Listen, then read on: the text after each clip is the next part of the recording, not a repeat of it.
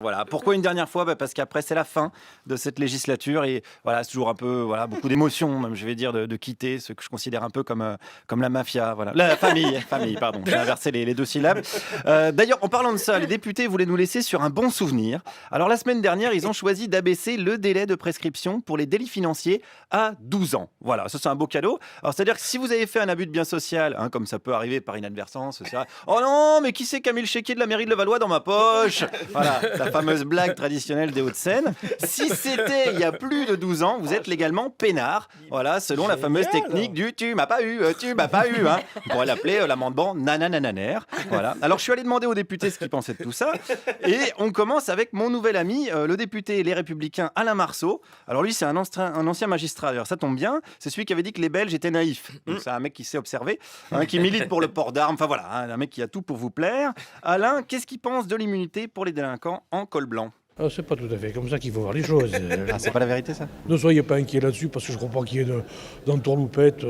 Il n'y avait pas de la recherche d'une mauvaise action à commettre contre les victimes. Alors pourquoi une prescription? Mais parce qu'on est en matière de délit. Enfin, il faut qu'il y ait bien qu'un jour la justice passe où on ne va pas rester dans l'incertitude. Je crois que le justiciable, il a besoin de savoir où il met les pieds aussi. Le justiciable, vous y pensez au justiciable? Ah ouais, c'est facile. Bah oui, vous pensez qu'au contribuable qui se fait voler, mais vous y pensez à l'angoisse du mec qui a détourné du pognon il y a 11 ans et 364 jours. Bah, voilà, avant, il savait pas ce qu'il allait devenir. Alors aujourd'hui, il sait qu'il peut se préparer à faire péter le Dom Pérignon dans la cave du Sénat. On avance vers toujours plus de justice. Merci les députés et merci donc à Alain Marceau. Cherchez pas, je sais bien que vous cherchez toujours la petite bête, mais je crois que les intérêts de tout le monde sont préservés et c'est finalement peut-être le meilleur moyen de mettre en place une véritable stabilité judiciaire. On a l'impression que vous pensez plutôt aux intérêts des coupables, c'est pour ça? Mais ça vous ferait plaisir, mais parce que vous avez un très mauvais esprit. Vous êtes le mec qui a le plus mauvais esprit que je connaisse. Oh putain, et le gars, attendez, est-ce que le gars côtoie tous les jours Éric Ciotti, Christian Estrosi? Je suis sûr qu'il a déjà bouffé avec Morano. Autant dire, c'est la Ligue des champions du bon esprit, évidemment. Alors Alain Marceau, il côtoie aussi dans son groupe parlementaire un certain Georges Fenech, que j'ai rencontré aussi ce matin, et ça tombe bien, pourquoi? Parce que c'est justement lui, le député, qui a proposé ce texte de loi, et donc il trouve comment le délai? C'est un délai tout à fait raisonnable. Par exemple, sur l'affaire Fillon, on n'aurait peut-être pas pu enquêter puisque ça date de plus de 12 ans. Sur n'importe quelle affaire qui se passe aujourd'hui en 2017, vous faites 2017 moins 12, c'est-à-dire qu'on pourrait remonter jusqu'en 2005. Ça veut dire que sur l'affaire Fillon, la justice n'aurait pas pu remonter aujourd'hui? Si une affaire de ce type se produit, encore une fois, on remonte en arrière jusqu'à 12 ans, ce qui me paraît un délai tout à fait raisonnable. Oui, mais justement, ce que je vous dis sur l'affaire Fillon, là, ça remonte à plus de temps que ça. Je vous fais la même réponse. Voilà. Et moi, je vous redis donc à nouveau que si cette loi avait déjà cours, aujourd'hui, François Fillon, les révélations du canard, il s'en battrait les couilles avec des fausses factures. Voilà, c'est une métaphore, évidemment. Ne faites pas ça chez vous, c'est un truc de professionnel. D'ailleurs, pour être sûr de mon coup, j'ai demandé à un député socialiste, cette fois-ci, il s'appelle François Loncle. Est-ce que j'ai bien tout pigé? Alors, je ne sais pas si vous avez tout compris, parce que moi-même, je n'ai pas tout compris. Je vais vous expliquer pourquoi. Ma spécialité, c'est la politique internationale, la politique étrangère.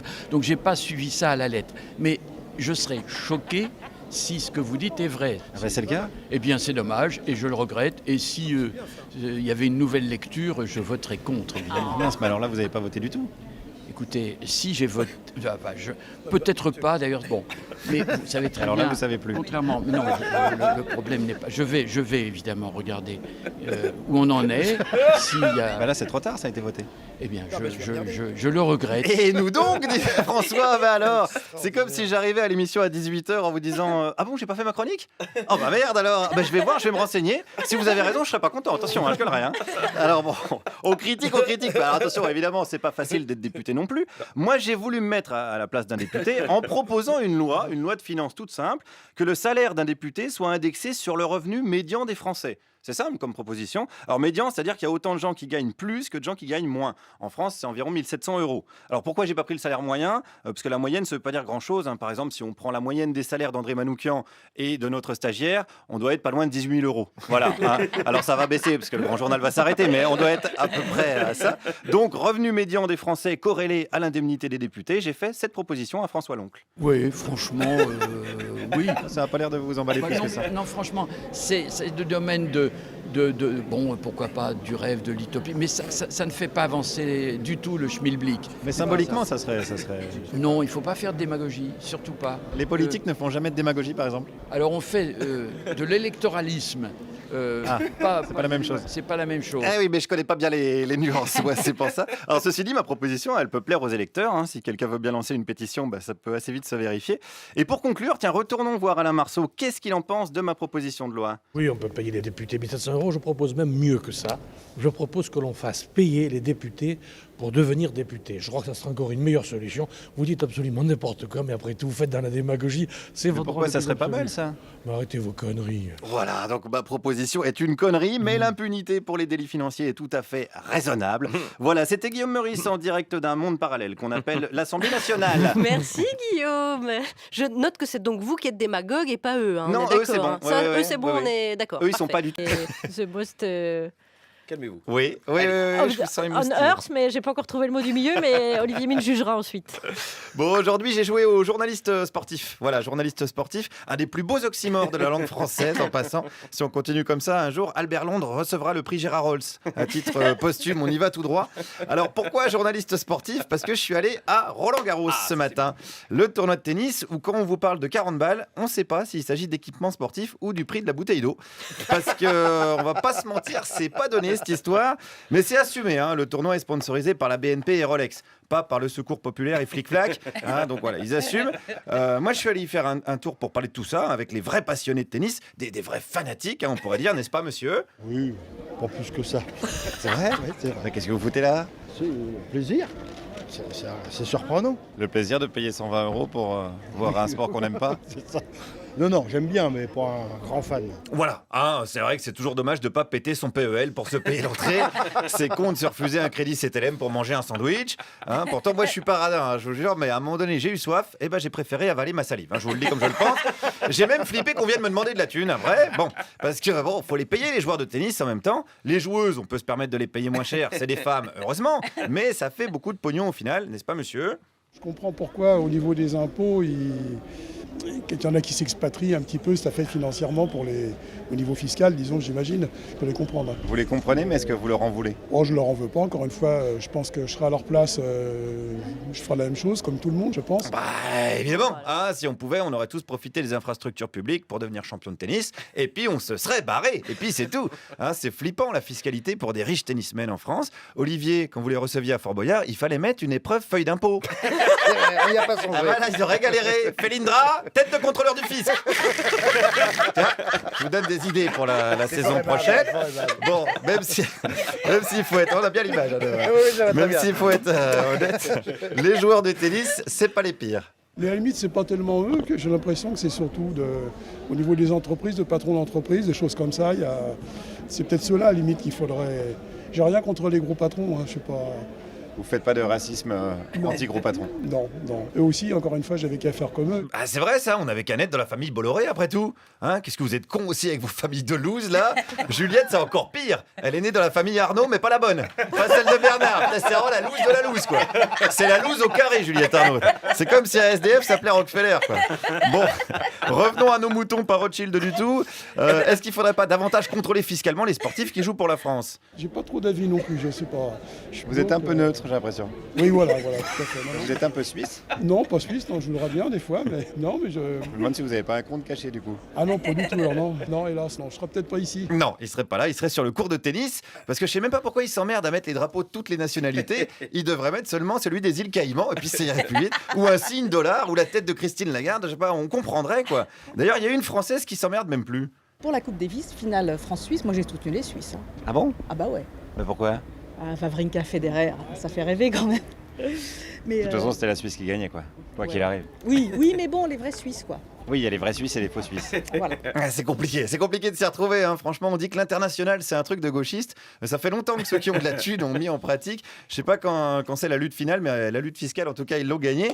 Les vieux riches ont même réussi à vous faire bosser un jour de Pentecôte en solidarité avec eux. C'est pas balèze, ça, quand même. D'ailleurs, à Roland-Garros, il y avait des gens venus pour travailler, pour organiser quoi? Pour le tournoi 13-14 ans, BNP Paribas. Ça veut dire que même le tournoi des gamins est sponsorisé par la BNP? Voilà, c'est ça. Ils ont des filiales dans les paradis fiscaux et tout. Est-ce que c'est un bon exemple pour les gosses? Bon, je sais pas, là, je vais pas à moi de juger. Eux, ils pensent déjà à devenir des bons joueurs de tennis. Alors peut-être qu'en devenant des bons joueurs de tennis, ils pensent aussi à l'argent qu'ils vont gagner. C'est le propre des rêves. Hein. C'est beau ce que vous dites. Bah, je sais, je pense, oui. Bah, évidemment, c'est beau. À Roland-Garros, il n'y a pas que la terre qui est battue, il y a aussi la probité et la décence. Il y a de vraies enquêtes qui se perdent sur les dessous du sport de haut niveau, en espérant que journaliste d'investigation ne devienne pas trop vite un oxymore. Guillaume Meurice, merci beaucoup. Guillaume, sur le terrain ce matin de Roland-Garros. C'est vrai. Élection législative, car n'oubliez pas que dimanche, vous allez voter pour des gens contre qui vous allez gueuler pendant 5 ans. C'est important, choisissez-les bien. Alors, il y a de tout. Ça va de Zara White à Patrick Menucci en passant par Francis Lalanne et Gérald Dahan. On dirait les anges de la télé-réalité. Il manque juste la meuf ou le mec sans scrupule qui est prêt à pomper tout le monde pour passer à la télé. Ah ben non, il y a Manuel Valls, autant pour moi. Non, tout le monde est là. Bref, on peut dire que vous n'avez pas le choix. On peut pas dire que vous n'avez pas le choix. Et pourtant, tout le monde nous annonce le raz-de-marée Macron, on l'a dit tout à l'heure. Raz-de-marée qui est, je vous le rappelle, une catastrophe naturelle, au passage, au même titre qu'une éruption volcanique ou le rire de Juliette Arnaud.